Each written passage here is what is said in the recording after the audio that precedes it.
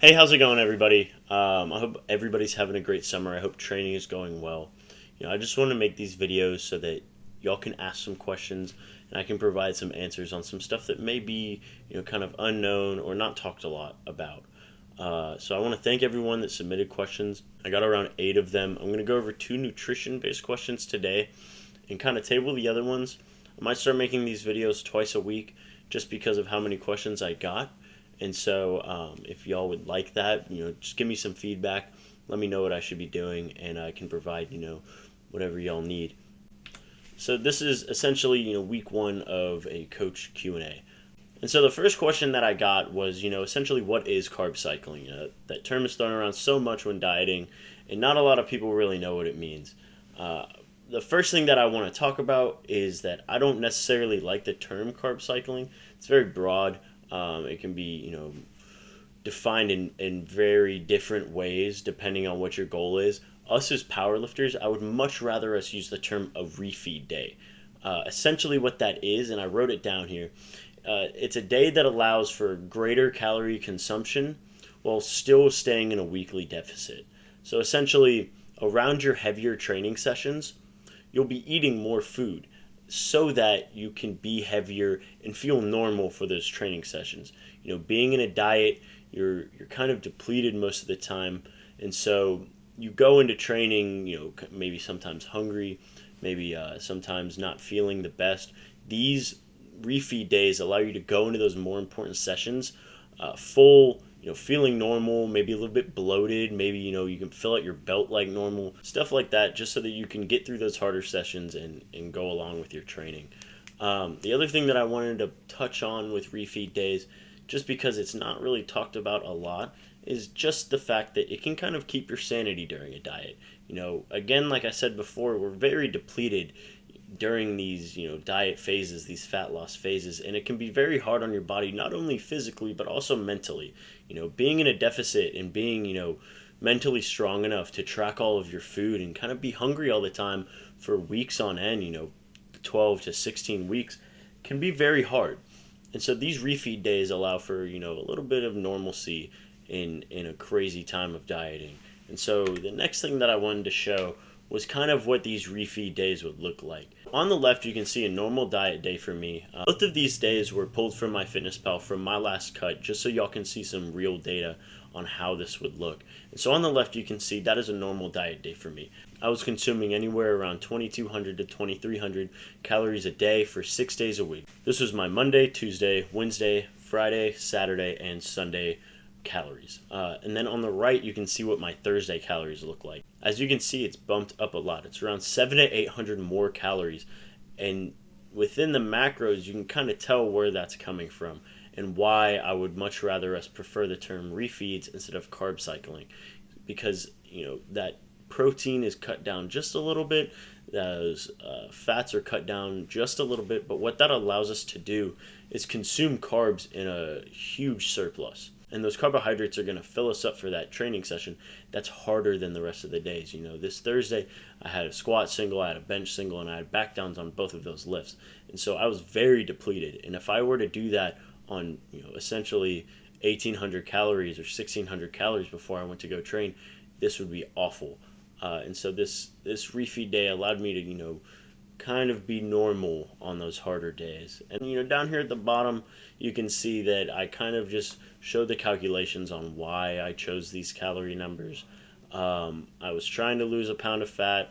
For those of you that don't know, in calories, a pound of fat is 3,500 calories. So you can see 6 times 2212 plus that refeed day, that was around 16,500 calories versus what my normal calories would look like when I'm maintaining my weight, which is somewhere around 21,000.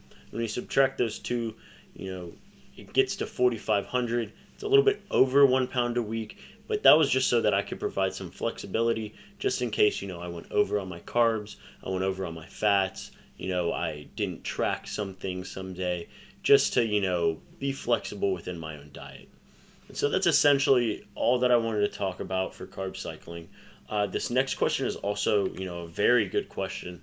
Both of these are great. Thank you to whoever sent these in. And that is what to eat on meat day. I've gotten this question so many times, and I've helped so many people with their meat day nutrition. But I think what a lot of people don't realize is if you're not cutting, then you do not need to be changing your diet at all for meat day. There's so many variables that go into a meet, whether it be the judging or the equipment or the atmosphere. And so we want to essentially control as much as we can. And something that we can very easily control is our diet. And so if you aren't cutting, you essentially are eating exactly the same.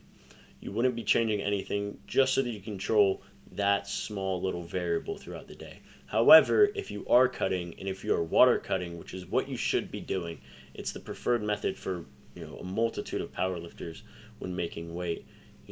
This is kind of what you want to be doing, and I'm going to break it down in this next slide on a kind of time basis. But essentially, you want to be very high in your sodium. You want to be pumping out that water, and then you want to have very high carbohydrate base with a little bit of fat and moderate protein. And that protein is just there for to satiate you, to feel full. And so the reason that we're being low on the fats and a lot higher on the carbs during this day is just because you won't be pulling a lot of energy from those fat stores. Those are meant for long distance running, very long states of exercise, aerobic exercise that we don't really do on a regular basis, especially at a meet. And so we're going to be pulling that energy directly from carbohydrates. And so having that ability to have a huge store of carbohydrates at the beginning and throughout the meet is very important. So as stated before, I kind of broke this down in the easiest way that I could for a water cutting lifter after they weigh in. Again, if you aren't cutting at all, you should not be changing your diet. Control those variables. But if you are, directly after you weigh in, you should down some salt. I prefer the tri-oral salt packets.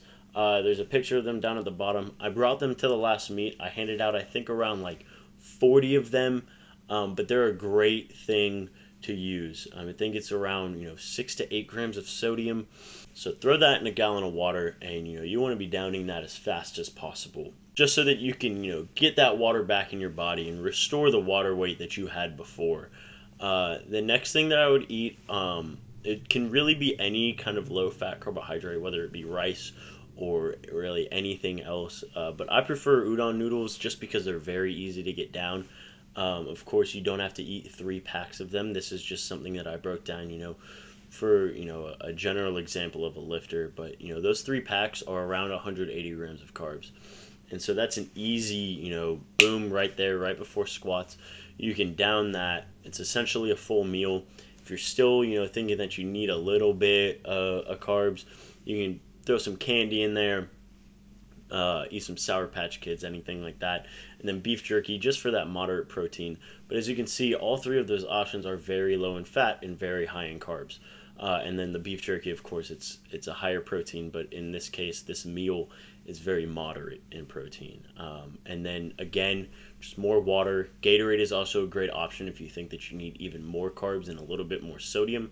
But I would be much rather you having water for the most of the time. And then after squat, I would be leaning much more towards a lean protein source. Beef jerky again is just a great option because of the sodium content. And then whether it be any kind of chip, I prefer salt and vinegar. Again for the sodium, but that's a bunch of carbs. At this point, fat isn't really that important to keep low, just because you're already probably an hour and a half into the meet, and so you can spare a little bit of fat with those chips. And then again, more water, more Gatorade if you need it, but I would prefer you guys just down that water so that you can keep that water weight on. And then after bench and before deadlift, at this point in the meet, you should be at your training weight. Essentially, you should have been at your training weight before squat, but this is the point that you can start eating normal again. A lot of people want to just keep downing, that high carb stuff. You can, but if you just want to go get like a Subway sandwich, or you packed a sandwich yourself, anything with that lean protein, is perfect, whether it be chicken or turkey as well, and a little bit of rice. Candy, chips again are a great option. And then again, more water. Water is the most important thing throughout the day, just so that you can keep that water weight on. So that's essentially a full day of eating during a meet. I just want to again, thank everyone that sent in questions. Again, if you guys want more videos per week, I am perfectly able to do that. I have tons of time on my hand, and I would love to have you guys, reach out and send me questions. Just a little bit of housekeeping stuff.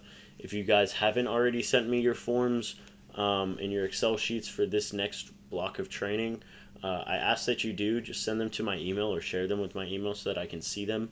If you allow me edit access as well, then that allows me to, kind of use those coaching notes, just in case, there's something that I see either in a video or in your notes that if you have a, individualized question, I can hit on that. But other than that, I hope everyone's having a great summer. I hope everybody's training hard, and I can't wait to see y'all come the fall.